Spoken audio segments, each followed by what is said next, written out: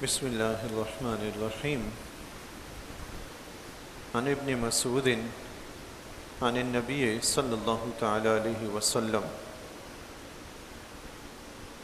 حضرت عبداللہ بن مسعود رضی اللہ تعالیٰ عنہ سے روایت ہے، لا تزول قدم ابن آدم یوم القیامت حتی یسأل عن خمس، قیامت کے دن اللہ کی بارگاہ میں سے انسان کے قدم ہٹنے نہیں پائیں گے کہ اللہ تعالیٰ اس سے 5 سوال پوچھے گا۔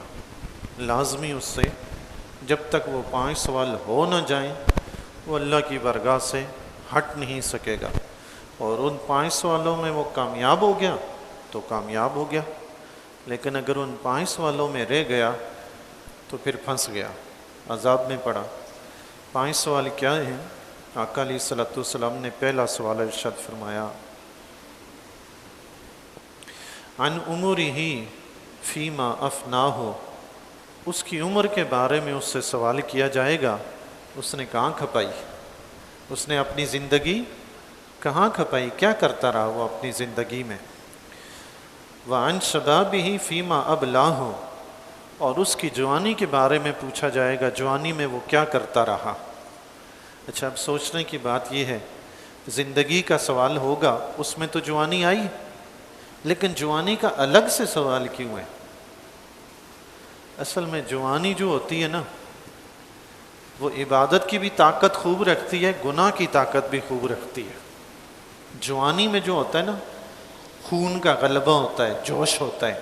آپ نے دیکھا نہیں، اکثر جوان لڑ بڑھتے ہیں، بات بات پہ جناب کھڑے ہو جاتے ہیں، جوانی کا خون ہوتا ہے نا۔ تو اس لیے جوانی کا خصوصی سوال ہوگا کہ تم نے جوانی کیسے گزاری ہے، وہ اللہ کی فرما برداری میں گزری یا اپنے خون کے جوش میں جناب تماشے کرتے رہے۔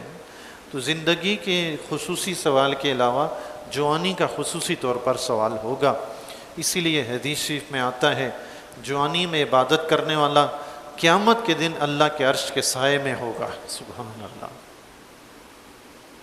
جوانی کو ضائع مت کریں،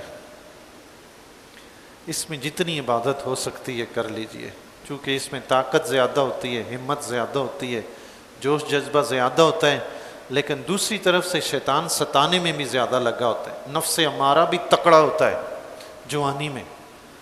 تو وہ اس نفس امارہ کو شکست دے کے عبادت کرے گا تو اس نے بڑے دشمن کو شکست دی ہے، اس لیے اس کی عبادت کا ثواب بھی زیادہ ہے۔ سبحان اللہ۔ بڑھاپے کی عمر میں پہنچ کے نفس امارہ خود ہی کمزور ہو جاتا ہے، وہ گناہوں کی خواہش اس طرح کی رہتی نہیں جس طرح جوانی میں ہوتی ہے جی۔ اس لیے جوانی کی عبادت کا ثواب زیادہ ہے۔ تو زندگی اور جوانی کے متعلق 2 سوال ہوں گے۔ تیسرا سوال ہوگا، عن مالہ من این اکتسبہ، مال کے متعلق سوال ہوگا، کمایا کہاں سے ہے، کمایا کہاں سے ہے۔ وفیما انفقہ، چوتھا سوال ہوگا کہ مال کما کے خرچ کہاں کیا ہے۔ سبحان، 4 سوال ہوگے۔ تیسرا سوال، مال کہاں سے کمایا، حلال طریقے سے یا حرام طریقے سے، یہ بھی پوچھا جائے گا۔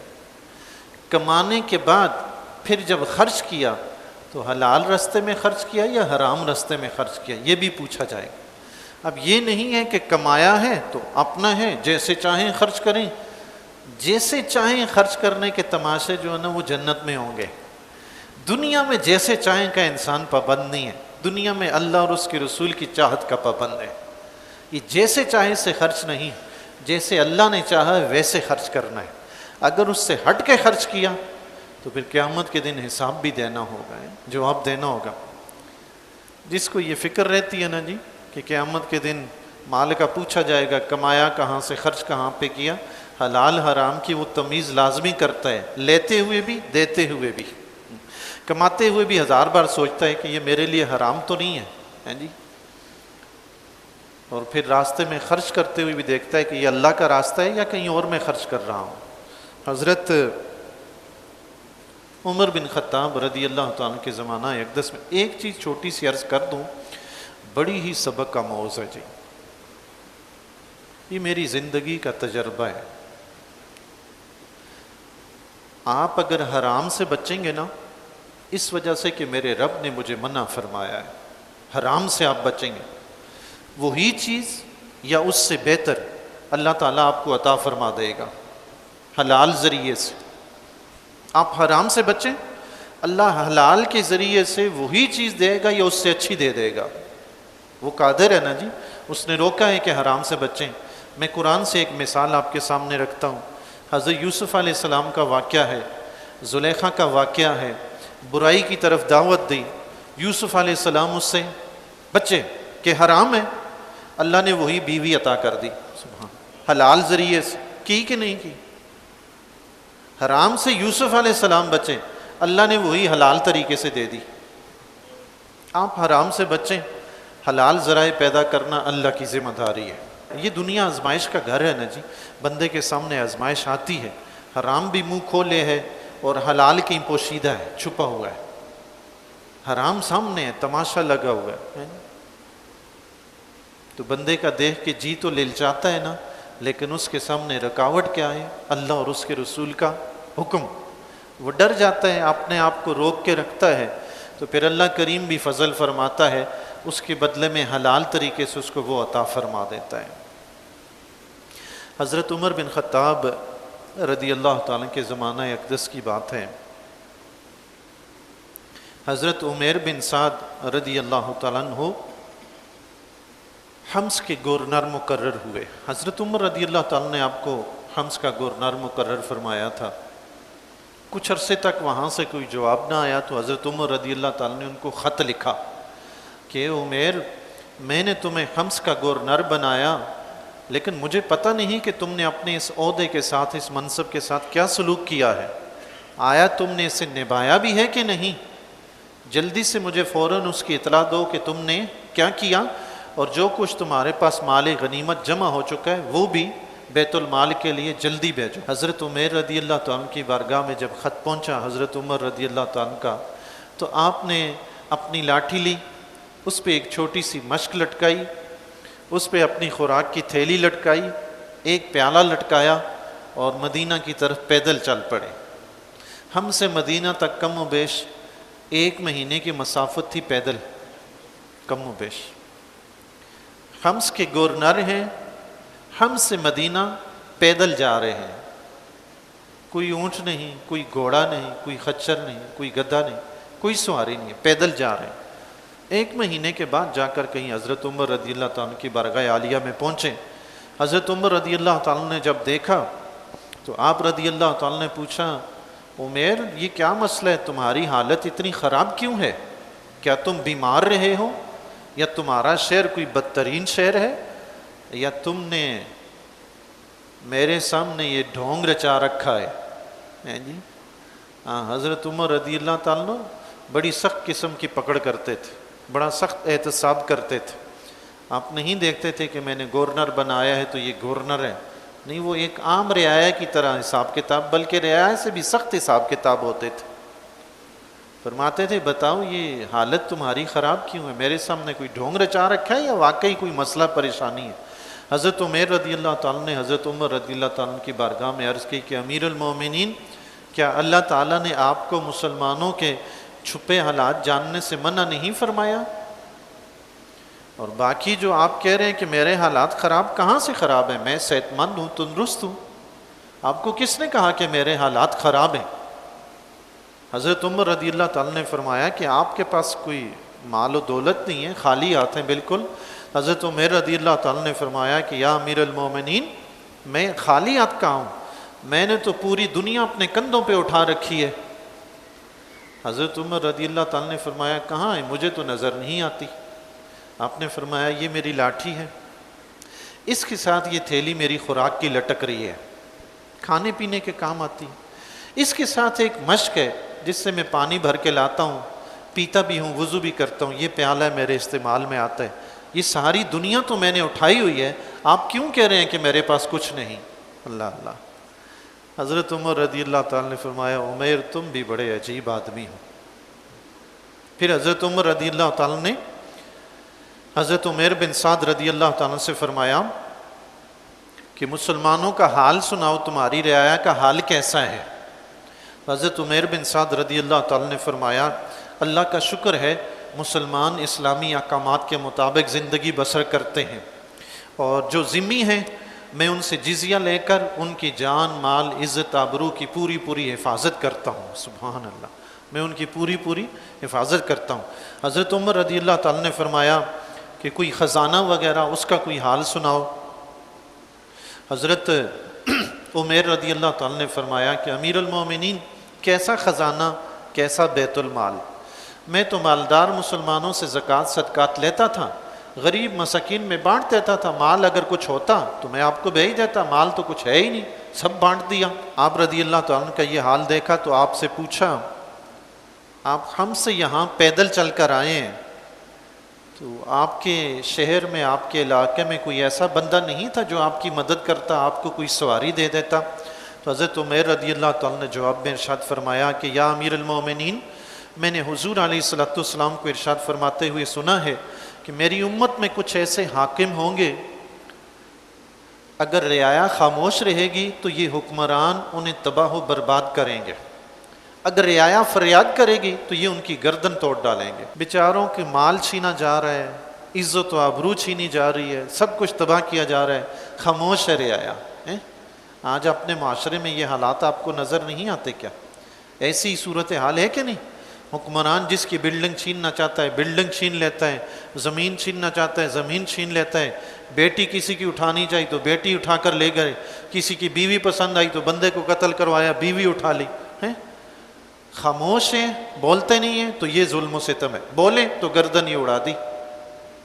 تو فرمایا یا امیر المومنین، میں نے حضور علیہ السلام کو یہ فرماتے ہوئے سنا ہے، ایسے حکمران ہوں گے اگر رعایا خاموش رہے گی تو رعایا کو تباہ کریں گے، اگر رعایا فریاد کرے گی بولے گی تو یہ ان کی گردنیں اڑائیں گے۔ اور فرمایا یا امیر المومنین، میں نے حضور علیہ السلام کو یہ بھی فرماتے ہوئے سنا ہے کہ تم لوگ اچھی باتوں کا حکم دیتے رہو اور بری باتوں سے منع کرتے رہو، ورنہ اللہ تعالیٰ تم پر بدترین انسانوں کو مسلط فرما دے گا، پھر اس وقت تمہارے نیکوں کی دعا بھی قبول نہیں ہوگی۔ تو یا امیر المومنین، میں پسند نہیں کرتا کہ میرا شمار ان برے حاکموں میں ہو، اس لیے میں نے ہم سے پیدل چل کر یہاں آنا پسند کر لیا، لیکن رعایا سے کچھ مانگا نہیں، ان کے احتیاط قبول نہیں کیے، مانگا ہی نہیں۔ ایسے حکمران ہم نے بننا ہی نہیں۔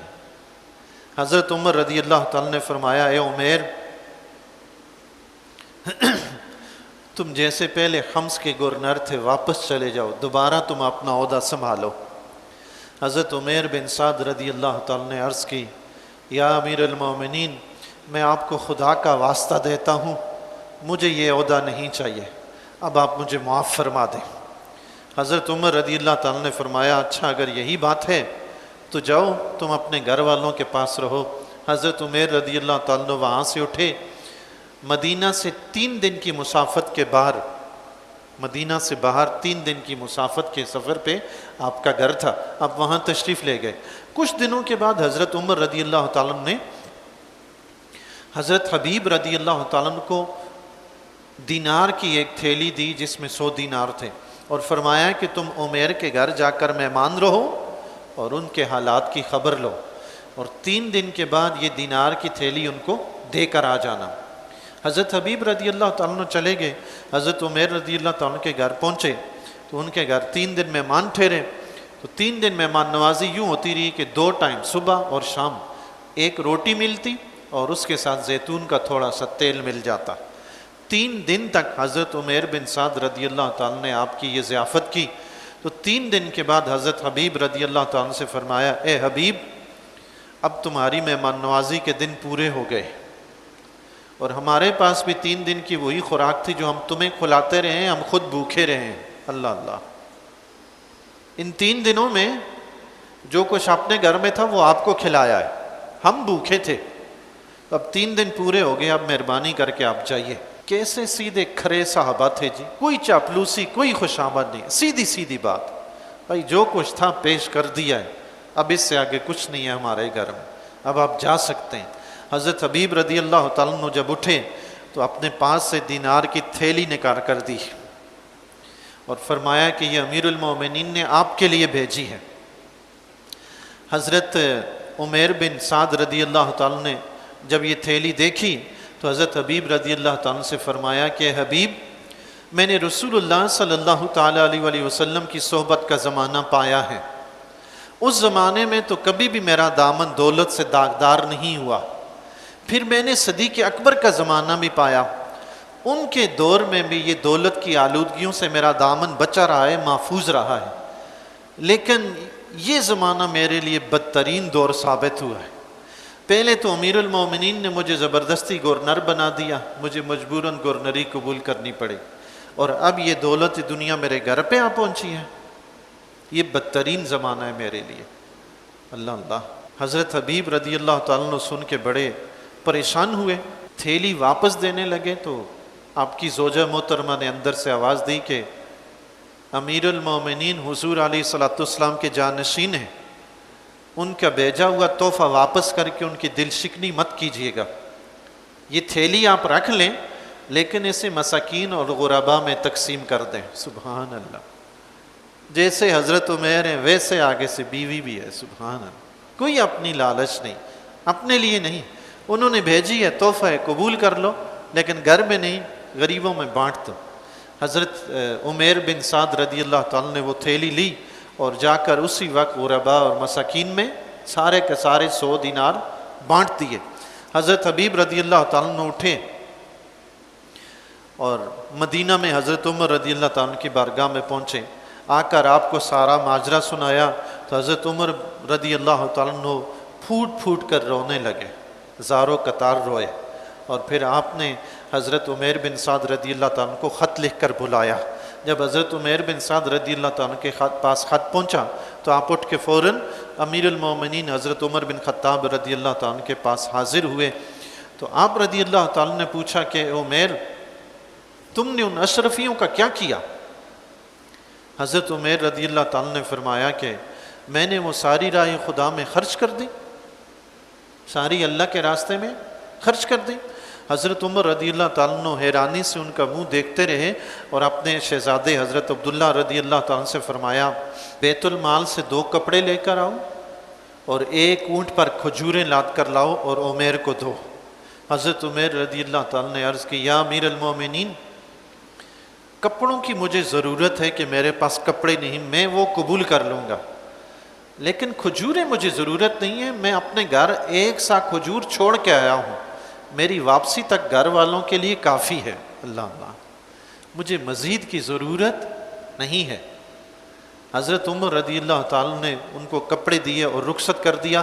کچھ دنوں کے بعد حضرت عمیر بن سعد رضی اللہ تعالیٰ کا وصال ہو گیا۔ حضرت عمر رضی اللہ تعالیٰ کو جب خبر پہنچی تو آپ رضی اللہ تعالیٰ زاروں قطار روئے، اتنا روئے کہ آپ کی داڑھی مبارک آنسوؤں سے تر ہو گئی، اور پھر حضرت عمر رضی اللہ تعالیٰ نے اپنے پاس جو حاضرین بیٹھے ہوئے تھے ان سے فرمایا کہ مجھے بتاؤ تمہاری سب سے بڑی تمنا، سب سے بڑی خواہش کیا ہے؟ ہر ایک نے اپنی اپنی خواہش، اپنی اپنی تمنا کا اظہار کیا کہ میری تمنا یہ ہے کاش ایسا ہو جائے، میری تمنا یہ ہے کاش ایسا ہو جائے۔ حضرت عمر بن خطاب رضی اللہ تعالیٰ نے جب سب کی تمنا سنی تو آخر میں فرمانے لگے کہ میری تمنا یہ ہے کہ کاش اللہ تعالیٰ مجھے عمیر بن سعد جیسے چند مسلمان دے دیتا، میں ان کے ذریعے مسلمانوں کی مدد میں، خدمت گاری میں ان سے مدد لیتا۔ سبحان اللہ، مجھے عمیر بن سعد جیسے حکمران مل جاتے، پھر مسلمانوں کے دین کے کاموں میں ان کی خدمت کرتا، ان سے مدد لیتا۔ اور پھر امیر المومنین حضرت عمر بن خطاب رضی اللہ تعالیٰ نے حضرت عمیر بن سعد رضی اللہ تعالیٰ کے لیے دعائے مغفرت فرمائی اور اللہ کی بارگاہ میں عرض کی کہ اللہ تعالیٰ آپ کی مغفرت فرمائے اور آپ پر رحمت نچھاور کرے۔ یہ وہ حضرات تھے جنہیں پتہ تھا کہ رب کی بارگاہ میں حاضر ہو کے بتانا ہے کہ مال کمایا کہاں سے اور خرچ کہاں کیا۔ آخری سوال تھا، حضور علیہ الصلوۃ والسلام نے فرمایا کہ قیامت کے دن اللہ کی بارگاہ میں ان 5 سوالوں میں سے جو آخری سوال ہے، فرمایا وَمَاذَا عَمِلَ فِيمَا عَلِمَ، اس نے جو علم سیکھا ہے اس علم پر اس نے عمل کتنا کیا، یہ اس سے سوال ہوگا۔ ایک حدیث شریف میں آتا ہے کہ قیامت کے دن اللہ کی بارگاہ میں جب سوال ہوگا بندے سے کہ علم حاصل کیا کہ نہیں، عالم تھا یا جاہل، وہ عرض کرے گا مولا عالم، تو رب کریم فرمائے گا تم نے اپنے علم کے مطابق عمل کتنا کیا ہے؟ پھنس جائے گا. اور جو کہے گا کہ میں جاہل تھا، میں نے علم سیکھا نہیں، تو رب کائنات اس سے فرمائے گا تم نے علم کیوں نہیں سیکھا، تم کیا کرتے رہے ہو دنیا میں. اللہ اللہ. علم سیکھا ہے، عمل نہیں کیا، پھنس گیا.